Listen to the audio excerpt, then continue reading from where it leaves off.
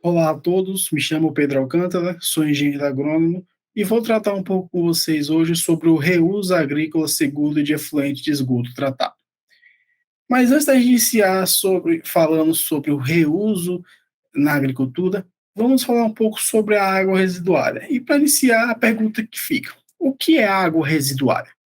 Água residual nada mais é do que uma água de boa qualidade, ou seja, uma água tratada, que foi utilizada de alguma forma para alguma utilidade, seja ela pelos seres humanos, seja ela no industrial, seja ela em fazendas, na cidade, ou seja, foi uma água que acabou tendo sua qualidade alterada e virou essa água residuária. Ou seja, existem várias fontes de água residuárias que a gente pode ter, sendo elas, por exemplo, águas residuais domésticas, que podem ser por meio de banheiros, cozinhas e lavagem da casa, lavagem de roupas, garagem e entre outros. Águas residuais industriais por meio do processo de industrialização, águas de infiltração por meio do coletores de água e águas urbanas por meio da chuva, coleta de água de chuva, lavagem das cidades, lavagem de ruas, rega de praças e também a água de rega. Mas vocês podem me perguntar: Pedro, a água residuária está pronta para ser utilizada no reuso? Não, só casos que são muito poucos. Na maioria dos casos, a água residuária precisa passar por processos de tratamento até virar o efluente tratado que vai ser utilizado ou na agricultura ou em outros meios. Como vocês já viram, na fossa séptica biodigestora, ela vai realizar o tratamento da água que vem do banheiro, do vaso sanitário, e fazer o efluente tratado que é utilizado na agricultura. Ou seja, existem várias formas e vários tipos de tratamento da água residuária até ela virar o efluente tratado vai ser utilizado na agricultura ou em outras formas. Bom, existem duas categorias de reuso: o reuso potável, que pode ser o reuso potável direto e indireto, onde a água vai passar por alguns tipos de tratamento até voltar à casa das pessoas para ser utilizada, e o reuso não potável, que pode ser o reuso não potável urbano, por meio da lavagem de cidades, praças, rega de jardins, gramados, o reuso não potável industrial, por meio do esfriamento de caldeiras, na aquicultura, no meio de criação de peixes, recreativo, manutenção de vazões, recarga de aquíferos e onde a gente quer trabalhar nessa apresentação, o reuso não potável agrícola. Ou seja, desde a água residuada até virar o efluente, a água vai passar por todo um tratamento e dessa forma ela vai poder ser utilizada na agricultura irrigada. Mas para isso a gente precisa ter alguns aspectos de qualidade, algumas normas para que a gente possa utilizar esse efluente tratado na agricultura. Não é, até porque não é de qualquer forma que a gente pode realizar esse processo. Bom, sendo assim, existem alguns aspectos que a gente tem que seguir para o uso do efluente de esgoto tratado da fossa séptica biodigestora na agricultura irrigada. Primeiro, biofertilizante. A gente tem que ter em mente que o efluente de esgoto tratado é um biofertilizante. A gente não pode utilizar esse produto, o efluente tratado, durante todo o ciclo de uma cultura como se fosse uma água de irrigação. A gente tem que trabalhar, ter em mente que estamos realizando uma fertilização. Mas você me pergunta: Pedro, por que a gente não pode utilizar durante todo o ciclo de uma cultura como se fosse uma irrigação? Gente, o efluente tratado é rico em nutrientes, contém sais, ou seja, se a gente utilizar durante todo um ciclo, durante anos, a chance da gente ter algum potencial tóxico, um risco de salinização, um risco de percolação por nitrato nesse solo, contaminação do solo, contaminação de lençóis freáticos é alta, ou seja, a gente, com os anos, a gente pode degradar esse solo com o uso constante do efluente durante todo o ciclo. Ou seja, ter em mente que estamos trabalhando com fertirrigação. A cultura. Eu posso utilizar o efluente tratado em todas as culturas? Não. Ainda existem culturas que têm restrição quanto ao uso do efluente tratado. Vou dar um exemplo: folheosas em geral, o alface. O alface a gente não pode utilizar o efluente tratado, porque é um produto de consumo direto. Outro exemplo, amendoim. O produto de interesse está dentro do solo, ou seja, tem contato direto com o efluente e dessa forma não é recomendado o uso do efluente tratado nesse tipo de cultura. Estágio fenológico da cultura. é um tema muito importante. Por quê? Vocês lembram que eu acabei de falar de fertigação, que são períodos pré-determinados que a gente vai aplicar o efluente. E o que vai determinar que período eu vou aplicar o efluente? Basicamente, o estágio fenológico da cultura. Vou dar um exemplo aqui, a cultura do milho. O milho, basicamente, eu tenho duas épocas de adubação desse milho.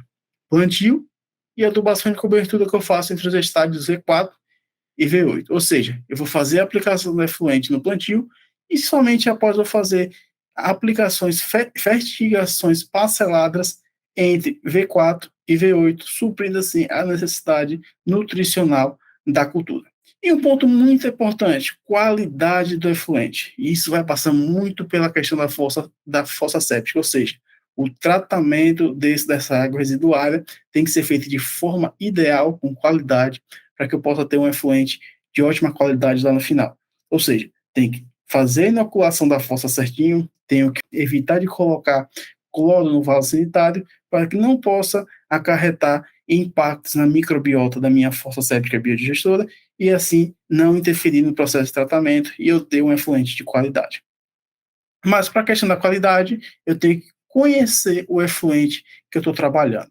E isso é realizado por meio de análise e isso tem que ser feito de forma rotineira. Por que você fala que eu tenho que ser feito de forma rotineira, Pedro? Porque, gente, o efluente muda, é uma coisa sazonal.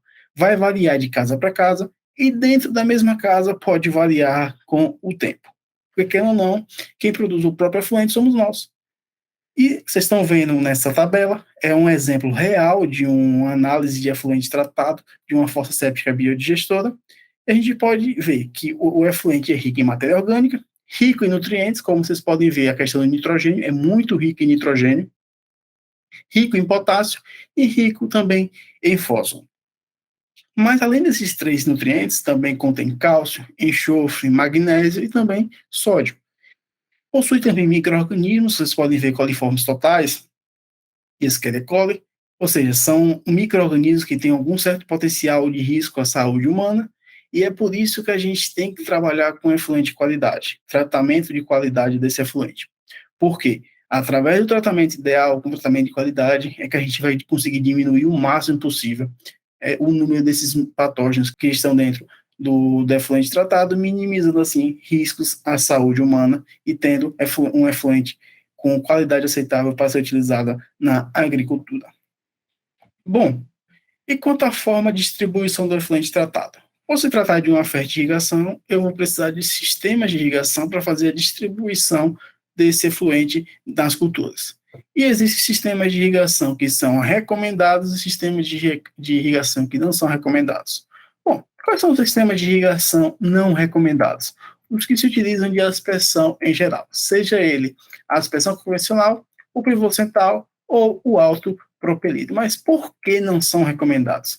Porque, gente, a gente está trabalhando com sistemas que vai aspergir o líquido no ar, querendo ou não. E se tiver algum problema, a gente pode fazer a dispersão de algum aerossol no ambiente e isso a gente pode gerar algum risco potencial da saúde das pessoas. E isso pode ser evitado não utilizando sistema de irrigação. E outro ponto, eu evito o contato direto do efluente com a parte aérea das plantas. E quais são os recomendados? A irrigação localizada e a irrigação por suco. Porque a distribuição é feita diretamente no solo, eu evito o contato do efluente tratado com a parte aérea das plantas e também a dispersão de algum tipo de aerossol no ambiente. Bom, a fertirrigação por sucos. A fertirrigação por sucos consiste basicamente na distribuição do efluente tratado em sucos ou pequenos canais por meio de um tubo janelado. É o tipo de irrigação mais antigo que existe. Já foi muito utilizado. Hoje, o seu uso diminuiu um pouco, por ser um sistema que possui uma menor eficiência em relação aos demais. Mas as culturas que é utilizado, basicamente, são culturas em linhas. Mas quais são as vantagens de utilizar uma irrigação por suco? Primeiro, custo de plantação e o custo de operação são baixos. Eu possuo uma menor dependência das indústrias de irrigação, porque basicamente eu vou precisar de um tubo de PVC, onde eu vou montar meu tubo janelado, e aí eu consigo fazer a distribuição do meu efluente. Mas quais são as desvantagens? O contato do efluente, quando eu utilizo a irrigação por suco, é maior com o solo. Ou seja, eu tenho um potencial de risco ao solo maior quando eu trabalho com irrigação por suco. sendo um potencial tóxico de salinização, ou de percolação de nitrato nesse solo, por ser um sistema que eu vou precisar utilizar mais efluente para atingir o que eu quero, por ser um sistema de baixa eficiência. E a fertirrigação localizada. Hoje é o sistema mais aceito pelas agências reguladoras em relação ao reuso. Por quê? Porque eu vou limitar o contato da água residuária tanto com o público, tanto com a planta e também com o solo. Mas qual é a principal desvantagem de eu estar trabalhando com irrigação localizada hoje no reuso? O custo de implantação. Está muito caro se trabalhar com irrigação localizada quando eu comparo com a irrigação por suco, mesmo sendo um sistema muito mais eficiente em relação à irrigação por suco. Outro ponto que ainda existe um impacto muito grande para as pessoas é a questão do entupimento e encrustamento que as pessoas acham que gera com o uso do reuso da água, do efluente tratado. No entanto, as indústrias de irrigação, empresas de irrigação hoje têm linhas especiais para trabalhar com irrigação por gotejo com o uso do efluente tratado. Mas quais são as vantagens de utilizar uma irrigação localizada para fazer a distribuição do meu efluente tratado? Bom, primeiro, eu vou diminuir o contato do efluente com o solo. Por quê? Minha intenção é fazer um bulbo molhado no solo, não vou irrigar o solo todo, e assim eu diminuo o contato desse efluente com o solo, diminuo o risco potencial de salinização desse solo e também o risco de percolação de nitrato contaminando tanto o solo como lençóis freáticos. É um sistema de maior eficiência e também diminui o contato geral até com as plantas. Bom, vamos falar um pouco também sobre o resultado, né?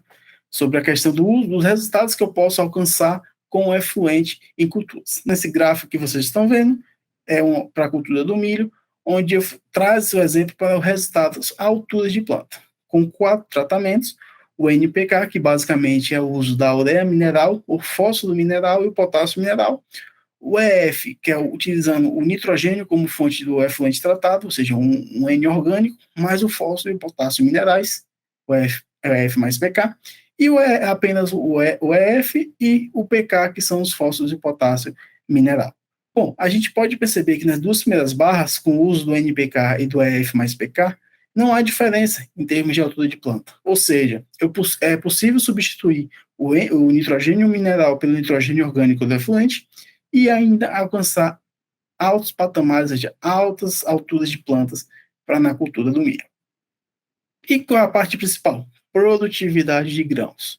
Os mesmos tratamentos, só que a gente percebe que com o uso do NPK, com o uso da adubação mineral, a gente consegue uma produtividade um pouco maior quando a gente compara com o EF mais PK. Mas mesmo assim, o uso do EF mais PK, a gente conseguiu uma alta produtividade, ou seja, próxima a 10 toneladas por hectare, que é uma alta produtividade, sendo viável a gente substituir o uso do N mineral pelo N orgânico e ainda atingir altas produtividades para a cultura do milho e ainda diminuir o custo de implantação, o custo de adubação dessa cultura.